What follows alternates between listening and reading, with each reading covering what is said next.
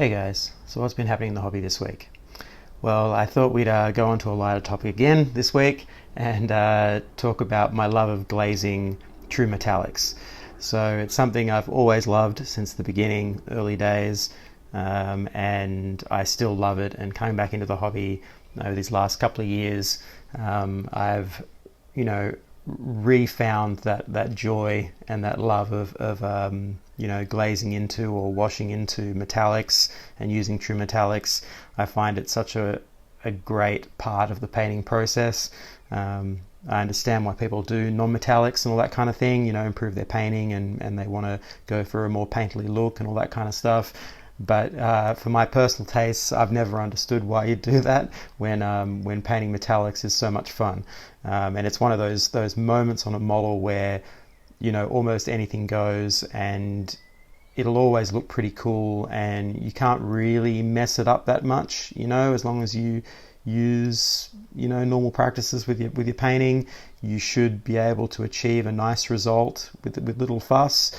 And it's just that chance to relax and do a stage of the model that really isn't that, I guess from a brain power point of view, that taxing on you. So it's that nice little moment of calm in between some of the more labored or layered approaches that you might be taking. So I really think like not doing that and doing non-metallic is like adding a whole nother layer of complexity, which is great if you want to challenge yourself in your painting and so on. But I've always loved like having that moment. It's like my fun little part of the painting, of a model, and I'm enjoying that. As you can see in front, I've got some different examples of varying levels of, I guess, glazing or washing into metallics. So on this end, you have the very basic one, which is brown and black ink wash. I have a tutorial on how to do this armor. So if you're interested, if I'm really good, I'll link it in the top right there, and that's just painting oily black armor. Very, very simple. So that's more of a wash method, I guess, not so much glazing, but I thought I'd show it there just to show the range of what you can achieve. But very simply done, nice and easy.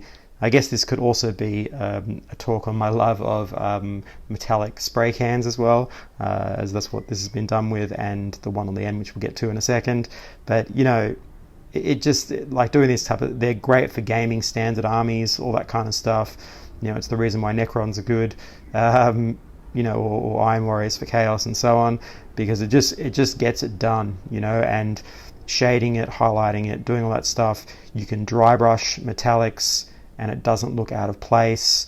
You don't get any roughness you get with a dry brush, adds to the effect of the metal because it looks like scratches and buffed metal, which also works. So if you don't end up wanting to line highlight it, you don't have to, and you can still get away with a great result. So it's one of those type of finishes that is very forgiving.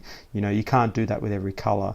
You'll end up with a much rougher job, but on metallic surfaces it looks just fine, and stands up pretty well. So it's just a great thing. So but the glazing is what I really want to talk about, and how you can add so much color and life into metallics with various types of washes and thin color staining to get different effects. So this is more of your sort of oily look, which is more of a standard metal. But as we come across, you'll see there's a few other styles. So the ones in the middle here and the one on the end really has been done. If you're watching any of my tutorials, the current one we've got up right now, which I'll now link in the top right, as of this video, you should be seeing, I think it will be as of this video tomorrow, the final tutorial for this one, doing his base and so on, and all the other little bits and pieces to finish him off. But you can see the metal there. So even on this camera under this light, you can see that there's a lot more going on than just like brown and black. Hopefully you can see that. It's a little tricky, but there's like a sort of deep depth there. It's kind of possibly a little bit purplish or a little bit bluish or even yellowish. It just doesn't quite look like, it doesn't look like a brown ink wash and a black ink wash. If we put these two together, I'll just see if we can, like this metal here, you can see there's something very different going on. And the approach, the build-up of this and this is kind of similar, except the thing that's really changing it is all these little color glazes that have been put into it, and we can see here with this one as well. we can see that there's something really different happening on the surface of that. You can see a lot more of the blues and the purples, and I guess it's sort of giving this sort of sense of heated steel or something like that. But it works on lots of different metallics, not just metal or standard metal type surfaces. That you can see it on the brass over here in a second. But it just adds so much life to this, and I just love doing it. It's great. This one's also tutorial. If I'm good, yeah, the link will come up, or just before if I just said it then. But anyway, I'll put them all in so you can see. So these two here and the first one, and all of those tutorials show how to do this type of stuff. I find it, just super fun way, and it's also teaching you about like color and stuff in like a really non-destructive way. So it just adds, I guess, a layer of depth without you having to try very hard, and I find that's just a great thing as well. And then finally here for this one, at some point there'll be if I'm really good, and I've done it this week because I'm recording this before I do the thing that I'm going to do, but I might be doing a how to paint this armor, like quick tips, like a hobby tips video. And if I have done that, that'll all be out, and I'll put I won't be able to put a link for that, but if you check my channel, there should be one there. And because this is going to be my new color scheme for the Stormcast when they come out, and I'm very, very happy with this. So all of those little red, blue and magenta staining that I've done into this, that sort of heated metal look, just really suits brass quite well, as you can see, and it would suit gold as well. And this is done with that Runelord brass undercoat spray, and very, very quick and easy to do with some silver highlights. It's so fast, but it gives you such a deep luster under these lights. It looks great. It's just getting a great shine and lots of deep color in those crevices on that armor. And I find that's really, really cool. It's a very fun thing. Even on the base here, we can see all the glazing, but specifically we're talking about the metallics today. So yeah, I feel like there's such a good, it's so simple and such a good way to enhance your colors, and you can see the depth and the deep dark shadows that you get from those ones. So what colors are we using? Well, we're using like a magenta or a crimson color, some kind of dark blue shade or ink wash. We've got a yellow, a green, and a purple. So you got these like main kind of colors that you then glaze in, and really what is that? Well, you're just adding more water. If you don't know what glazing is, you're just adding more water into that ink. You're not putting it straight on. You're doing it very, very thin, so it's very transparent, and just adding little successive layers of that into areas around that metallic to either deepen a shadow or shift the color away from the standard metal, whatever color metal that it is. And you'll just instantly see like great things happening. And I guess the ones that work best would be the blue, purple and magenta, those three. So the red, blue, purple, they work really well, and obviously them with brown washes and black washes. So you can sort of mix up, and I tend to find that if you're going to glaze metals for the colored ones that aren't brown or black, you do that after you've done your black and brown ink washes, because they generally tend to be a more all over wash rather than sort of placed. Like I'm not putting purple over everything. I'm just putting into certain areas and watching that color shift, and you'll just see so much great things happening. So yeah, it's definitely something you should try, and I found it just a great experience. And then obviously glazing in general is so cool, but for metallics specifically. So I'm not done with my experiments with that. Something I would really love to try is, I think Vallejo does those metallics that shift, those ones that are sort of pearlescent that shift color, like depending on where you're looking at it.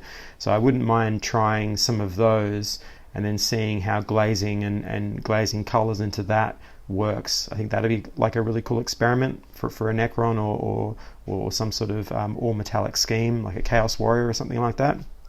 That'd be pretty fun, and see if you get like a rainbow effect and further intensify those shifting colors with more glazes into them, and see how much you can push that and get something really, really interesting happening on the armor. I think that'd be really cool. So that might be an experiment I try in the future. But yeah, I just thought I'd express my love of glazes this week. I do think that it's something that everyone should try, because it just opens up your mind to how surfaces can react to color and what you can do. And as I said, metallic is the easiest one to try this with. When you're tackling glazing on other surfaces like skin, of which I have any of these tutorials that have the skin, I show you how to glaze that as well. Same colors, but now you're glazing flesh. You can see that if we take a look at this one, you can see the effect of glazing on flesh, all those different colors in there. And that's all done with those thin layers. It's a great way to learn about it, but obviously you can mess it up on something that's a flat surface like that, like skin. The staining shows up if it's too much or too overdone, whereas on the metals, no matter what you really do, you're not going to notice much, and you can always go back and re-dry brush it. And with most of this sort of glazing techniques, you're always going back in and re-highlighting and stuff like that after you've done those colors at the end, and it always just ties it back in together. There's not much you can do on a metallic surface that's really going to wreck it, as long as you keep your coats relatively thin. You're not putting on really thick paint and all that kind of stuff. It's definitely worth doing. And if you're like me, you'll end up designing whole color schemes around it, so you don't have to paint everything else, even though painting other colors and everything is great too. But it is pretty cool. I've had many talks on the value of like gaming armies or gaming standards, and picking a color scheme and an army that suits that is very crucial in that idea, I think, to get the most out of it. And so thinking about that is something you should definitely spend a few moments on. If you don't like metallics as much, or you don't want to have a whole metallic army, that's fine. But incorporating it into weapons and little bits and pieces on your model is definitely worth doing, I think. I guess that's all I want to talk about this week. Just a nice quick little chat on glazes and what I think of them. If you are thinking of the glazes, I guess I'll show you what they are. So I've got them over here, they're behind. So we've got, if you haven't seen any of my tutorials, these are the likely lads that I use pretty much on every tutorial. At some point or another, these things come out, more or less. But you could use any brand or any it doesn't really matter. Even Agrax is in there, but I don't often use that for this particular glazing stuff. Obviously the brown and the black ink washes, so that's null and oil, and I use the sepia brown wash rather than the Agrax most of the time, because I do combinations of black and brown. So I find that having a lighter brown tone is better and mixes better with the black wash rather than the Agrax. Agrax is a bit too strong straight out the bat. So I generally don't do that. But for the color glazing, these are the ones that I use. And even with this yellow, I'm thinking maybe even an orange would be better. But for now, I use the yellow. The yellow is extremely strong. So you can see here with this blue, it's very dark shade kind of blue. It's got a bit of black in it. I don't use something that's like an ultramarine blue, because it's too powerful. You need something that's a bit desaturated. And then, as I said, even for this yellow, it's probably a little bit too yellow. Something a little bit pegged back a few notches would probably be better. But if you do it very, very thin, you can get away with it in very small amounts. It works quite well. But the main players that really set off most color schemes will be these three just here. So your crimson, your violet, and this sort of nightshade, this sort of dark blue. These three here are your game changers. They can do so much work for you. They're very harmonious together. They're not going to clash, and you'll get great results. And then, as I said, as a spot color to sort of counter them, a little bit of this yellow works quite well. And so that's what you're seeing mostly in here. You get this sort of purple blues and magentas, and then these little spots of yellow, and it just all complements very well. But you could, as I said, you could use the green as well, and on some cases you would.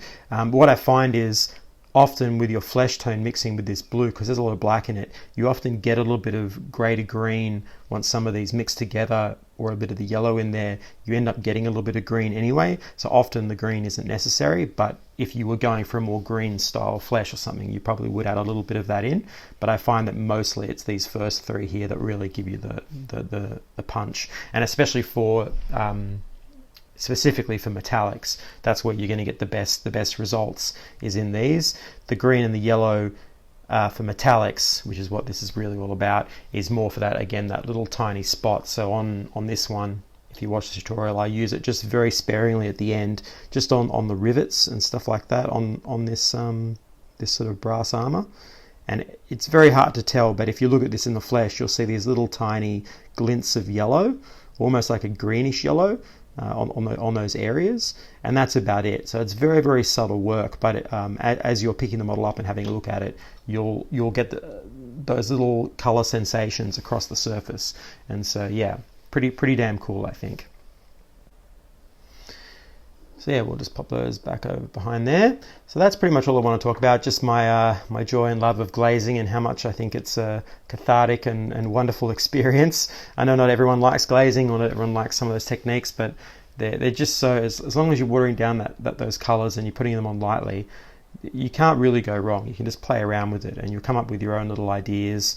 And as I said, the metallic colors are so forgiving.